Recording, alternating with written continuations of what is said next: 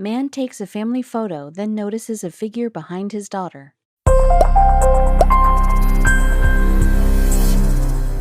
Since the advent of photography, there have been numerous unexplained phenomena in pictures, whether they're floating orbs or shadowy specters. When Jim Templeton snapped a photo of his daughter on a sunny day, he captured something quite unexpected in the background of one of the images. It appeared that their family outing was crashed by a mysterious visitor. But who or what was it? It was 1964, and the Templetons wanted to enjoy a rare sunny day in England. Jim, along with his wife Anne and daughter Elizabeth, traveled to Burgh Marsh, which overlooks Solway Firth in Cumbria. As Elizabeth enjoyed the day, her proud father took 3 pictures of her wearing a fancy new dress. While they were there, Jim only noticed 2 elderly women sitting in a car, but no one else was anywhere near them. Jim later took the photos to a chemist who developed them and pointed out an odd detail. Even though the family was alone that day on the beach, it appeared that someone was standing behind Elizabeth. The figure, dubbed the Solway Spaceman, only appeared in the second picture captured that day. In the image, a grainy figure appeared all white, and some kind of helmet appeared behind Elizabeth's head. Jim was shocked. How dare a mystery man appear behind his 5-year-old daughter?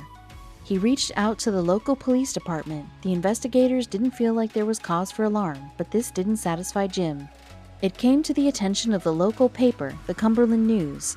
From there, it ran and ran. It was picked up by the Daily Mail and Express, said Dr. David Clark, an author who specializes in UFOs. After the story ran in the local newspaper, Jim received thousands of letters with theories. Up until his death in 2011, people continued to contact him with new ideas with who the Solway Spaceman was. Jim even repeatedly insisted that 2 government workers appeared at his house and wouldn't give him their names. They only wanted to be called Number 9 and Number 11. The pair wouldn't show Jim any identification or proof they worked with any national agency. Next, Jim describes driving the men to the site of the discovery. They drove him. When they arrived, Jim clarified that he hadn't actually seen the spaceman in person while he was taking the pictures. He said the agents stranded him. Seems suspicious. Close to when Jim took the famous spaceman photograph, there was a strange coincidence. A missile launch was cancelled in South Australia. When the Blue Streak missile was supposed to be fired, it looked like 2 large figures were in the range. Later, the missile technicians saw Jim's photo and reached out. They claimed the things they saw that day matched the spaceman. Could the spaceman have returned with a friend to watch the Australians test missile? Anything's possible, but no, probably not. As Jim dug through the letters and calls, more theories emerged. Some people claimed it was a spirit. Others believed Jim or his daughter had psychic powers that they had not been aware of. Dr. Clark said, definitely creative. Another explanation is more realistic. Many believe the mysterious figure was actually Anne. Jim took the picture on a Pentacon F SLR camera, which hides about 30% of the image in the viewfinder. This could be why Jim didn't see her. If this is true, then Anne would be standing away from the camera, and the overexposure of light made her blue dress stark white. Her light blue dress appears in other pictures as well.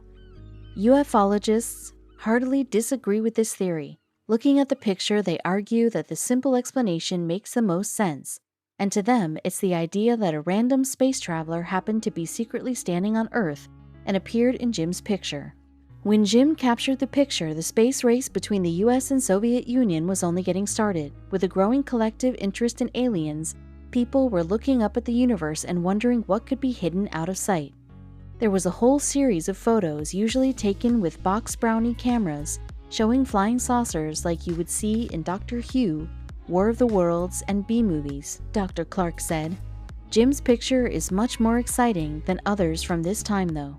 Though the image is striking, it follows a clear pattern. Ever since the invention of photography, there have been pictures of angels, fairies, and spirits, Dr. Clark said. If Jim had taken this photo in 1864 instead of 1964, he would have taken it to the Spiritualist Church, and they would have said it showed a ghost. The Solway Spaceman continues to inspire viewers more than 50 years later. Though the theory of Anne's accidental photobomb is the most probable, it's not a conclusive solution. The mystery behind the spaceman remains, and even the camera company wants answers.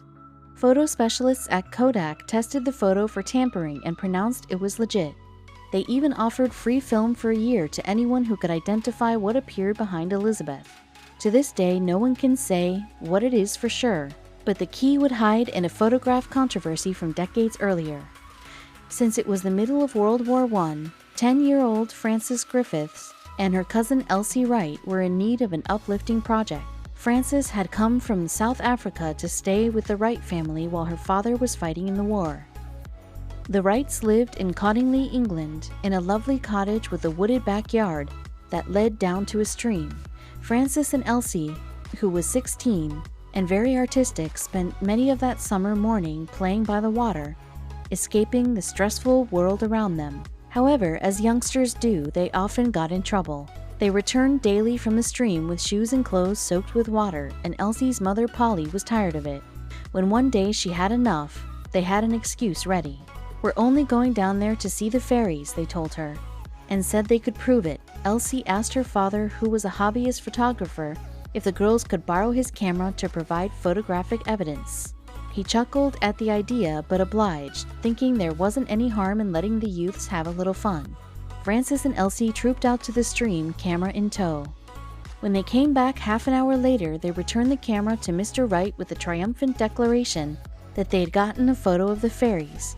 He was intrigued. What on earth could the photograph possibly look like?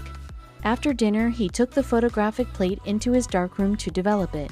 Lo and behold, there was Frances gazing into the lens, and in front of her danced several fairy-looking creatures. Arthur Wright was not easily fooled. He knew Elsie was a skilled artist and that she'd worked in photography studio for a bit. "These are paper cutouts you photographed," he decreed, putting the developed plate away. A few months later, the girls asked to borrow the camera again, and again produced a photographic plate to Elsie's father to develop, this time of Elsie reaching her hand out to a gnome. Exasperated at what he deemed a foolish prank, Mr. Wright told them to knock it off. He worried they'd been messing with his camera and wouldn't let them borrow it anymore. But when Polly saw the photo, she was fascinated. She was a member of the local Theosophical Society, a religious study organization that entertained the idea of the occult as a part of normal life, and she believed the girls had captured supernatural evidence in these mysterious photos. So at the Society's next meeting, she brought along the plates. Frances and Elsie didn't think much of letting her show the photos around, but then the story began to snowball.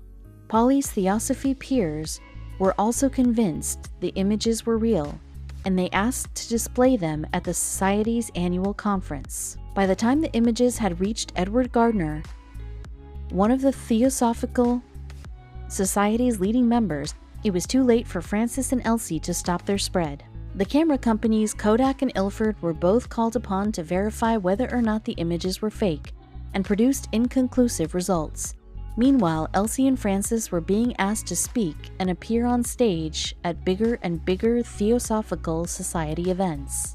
Even famed writer Sir Arthur Conan Doyle, yes, the one who created the world's most logical character, Sherlock Holmes, sent the cousins 2 cameras and asked for more photos. Pressured to oblige, they took 3 more.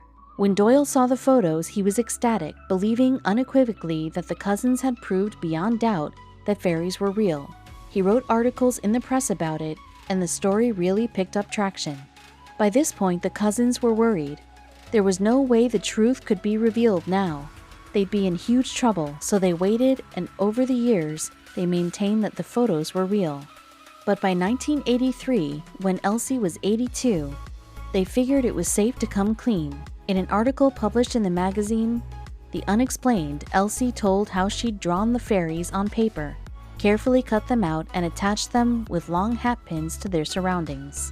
She even admitted that she'd used a book, Princess Mary's Gift Book, as reference for the fairies, copying Claude Arthur Shepperson's drawings of dancing girls from its pages and adding wings to them. Finally, the mystery was solved. Frances said, "I never even thought of it as being a fraud. It was just Elsie and I having a bit of fun. The adults wanted to be fooled. The 2 girls knew this wasn't the first time the adults were confused by a fantasy." A few centuries prior, the farmers of Woolpit were harvesting their crops when they noticed movement nearby. Out of one of the ditches crawled two small children, a boy and a girl. But the villagers were shocked. The children's skin was bright green. Not only was their skin green, but they were speaking an unknown language no one could recognize. The villagers brought the children back to Woolpit to decide what to do with them. They took the children to the home of a wealthy man named Sir Richard de Calne. The kids looked starving, so Richard offered them an array of foods to eat. But the young boy and girl refused all of them, except for one thing. The only thing the children would eat were beanstalks, and they refused to eat anything else for weeks. The young siblings also tried to make their way back home but got lost and decided to stay in Woolpit. It took a while for the children to get used to their new surroundings. Reports say they were overwhelmed by the sunlight in the village. Eventually, as the months went by, the girl learned to speak a little English and finally shared their story. The girl explained that she and her brother had lived in a place they called St. Martin's Land. No one in the village had ever heard of such a place, and the girl's description left them with questions. According to the girl, St. Martin's Land was entirely green, just like the children. Not only that, but the entire place was covered in a misty green fog. But what the girl shared next was even stranger. She told the villagers that across from a sprawling river, the children could see a bright light calling out to them. The villagers were stumped. None of them had ever heard of a place quite like that. The girl claimed she and her brother were following their sheep when they got lost in a cavern. Before they knew it, they had ended up in Woolpit. Oddly, many historians think her strange story might actually have some truth to it. The seemingly mystical description of St. Martin's Land has fueled countless theories about where the children actually came from. Some of the theories are a bit more wild than others. People back in the 12th century probably believed in mythical beings like fairies, so it wouldn't be surprising if the villagers exaggerated some of their stories about the children. One scholar had another idea entirely, though. Based on the strange circumstances of their arrival, some scholars believe the children were aliens. As far back as 1621, academics posed the theory that the children came from another planet, but one modern researcher doesn't buy either theory. Paul Harris suggested in 1998 that the children might have grown up in a nearby town called Fornham St. Martin, which is where they got the name St. Martin's Land. There's one other similarity, too, that's difficult to overlook. Fornham St. Martin is separated from Woolpit by a river, just like their story. Even though it's small and easily crossable, the young children might have seen the river as sprawling.